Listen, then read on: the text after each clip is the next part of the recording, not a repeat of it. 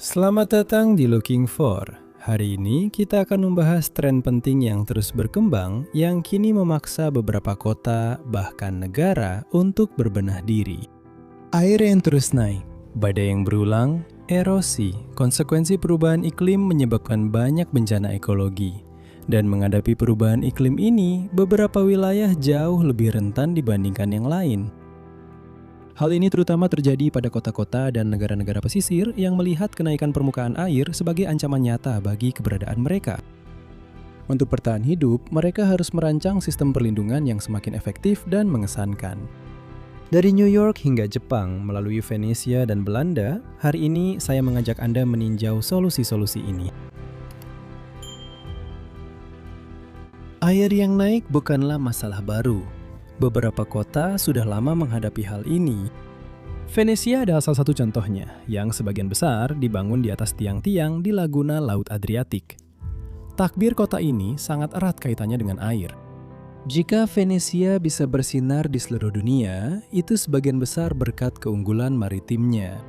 Namun, kota Paradoje tetap rentan terhadap bahaya besar. Acqua alta dalam bahasa Italia, setara dengan istilah pasang tinggi dalam bahasa Inggris, adalah istilah yang digunakan untuk menyebut periode antara musim gugur dan musim semi ketika Venesia sangat rentan terhadap banjir, sebuah kelemahan yang disebabkan oleh fenomena pasang tinggi yang dikombinasikan dengan faktor alam lainnya. Ancaman ini sudah sangat dikenal, namun terus meningkat. Dengan naiknya permukaan air, Acqua alta semakin sering terjadi dan semakin berbahaya. Dalam catatan, 100 tahun terakhir, sebagian besar banjir terbesar terjadi setelah tahun 2009.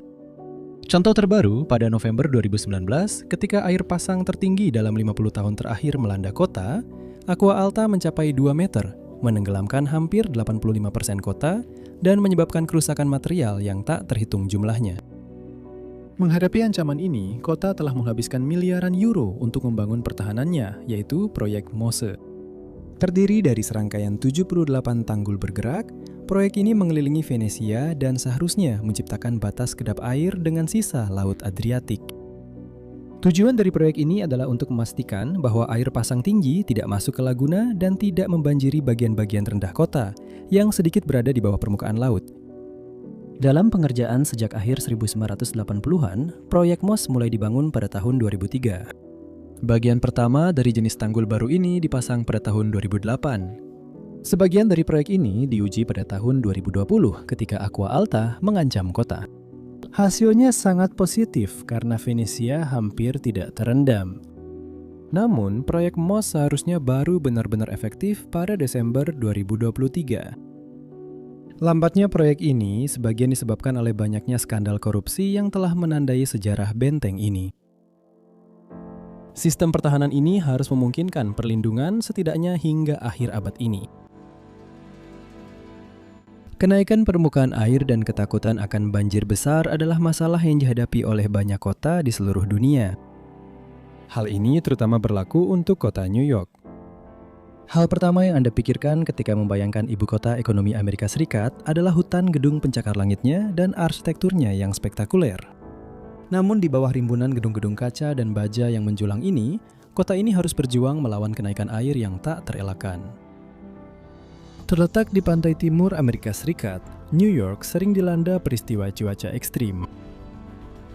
Badai dan angin topan sering menghantam kota ini dan membanjiri banyak lingkungan. Ancaman lain, New York terletak di muara Sungai Hudson, East River, dan menghadap Samudra Atlantik. Sebuah kondisi geografis yang membuatnya sangat rentan terhadap kenaikan air dan banjir bandang. Dalam sejarah baru-baru ini, banjir besar sudah pernah melanda kota ini dan terutama pusatnya Manhattan. Kita masih ingat badai Sandy yang membuat kota ini kacau pada tahun 2012. 44 orang meninggal selama peristiwa itu dan Sandy menyebabkan kerusakan properti hampir 19 miliar dolar di kota terbesar di Amerika Serikat. Setelah episode dramatis dalam sejarah New York ini, pihak berwenang mulai menyadari masalah tersebut dan melakukan pembangunan besar-besaran untuk mengatasi fenomena ini. Di tenggara Manhattan, di sepanjang East River, sebuah tembok penahan banjir raksasa sedang dibangun. Dengan panjang lebih dari 4 km, tembok ini harus ditanam sedalam lebih dari 35 meter dan menjulang di atas permukaan lebih dari 3 meter. Perlindungan raksasa ini harus menjaga sisi pulau ini yang sangat rentan terhadap cuaca yang tak menentu. Tembok beton bertulang ini dapat diperbesar sesuai kebutuhan sebagai cara untuk mengantisipasi kenaikan permukaan laut. Tembok baru ini yang diperkirakan baru akan beroperasi paling cepat pada tahun 2026 akan menelan biaya lebih dari $1 miliar. Kota ini juga berencana untuk mengganti ruang hijau yang hancur selama pembangunan dengan membuat taman baru yang ditinggikan. Akhirnya, upaya besar harus dilakukan pada saluran pembuangan bawah tanah dan jaringan air limbah untuk memberikan solusi yang menyeluruh terhadap masalah ini.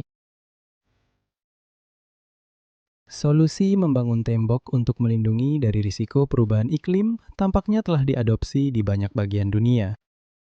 Sementara penghalang di New York seharusnya awalnya tidak lebih dari 3 meter. Di Jepang, penghalang setinggi antara 10 hingga 15 meter sedang dibangun. Di pantai timur laut pulau utama negara itu, Honshu, sebuah bendungan raksasa sedang dibangun untuk menahan terjangan Samudra Pasifik.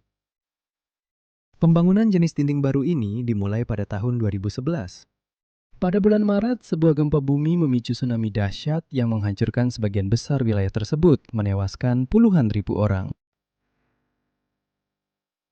Tsunami tersebut juga menjadi penyebab bencana nuklir berikutnya di PLTN Fukushima. Di pesisir Jepang yang sangat rentan, tanggul penahan tsunami setinggi 10 meter telah dibangun sebelum bencana tahun 2011. Namun, dinding tersebut gagal menahan dampaknya dan benar-benar hancur dihantam tsunami.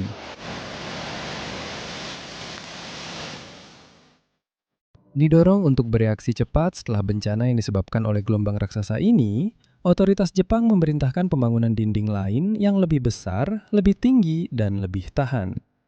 Untuk mencegah bencana lebih lanjut, otoritas memutuskan untuk memperkuat sebagian pesisir Jepang. Secara total, lebih dari 450 km garis pantai telah diperkuat dengan dinding beton bertulang yang tingginya mencapai 15 meter di beberapa tempat. Sebuah tanggul yang mengesankan, namun harus membuktikan keefektifannya, terutama jika gelombang setinggi 22 meter seperti pada tahun 2011 kembali muncul di Cakrawala. Selain tembok besar ini, negeri matahari terbit juga sedang mencari cara lain untuk menghadapi semakin banyaknya bencana alam di wilayahnya. Di pinggiran Tokyo, untuk mengakhiri banjir yang sering terjadi, sebuah sistem penampungan air bawah tanah yang monumental telah dibangun. Disebut G-Kens, proyek ini menarik perhatian para ilmuwan dari seluruh dunia, serta orang-orang yang penasaran yang dapat mengunjungi ruang utama penampungan airnya. Tidak perlu menggunakan kaki katak atau snorkel, karena ruang penampungan yang panjangnya 177 meter, lebarnya 78 meter, dan tingginya 25 meter ini hanya bisa dikunjungi saat sedang kering.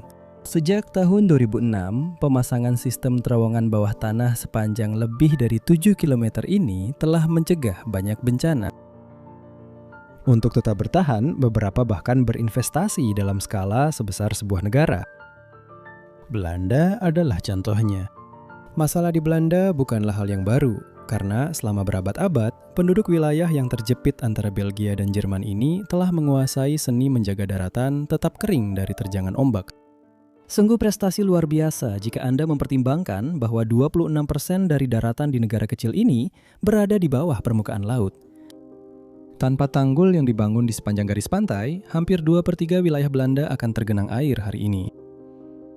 Struktur-struktur ini juga terdapat di pedalaman, mereklamasi lahan dari hamparan air. Wilayah-wilayah ini yang dikenal sebagai polder mencakup tidak kurang dari 17% dari wilayah Belanda saat ini.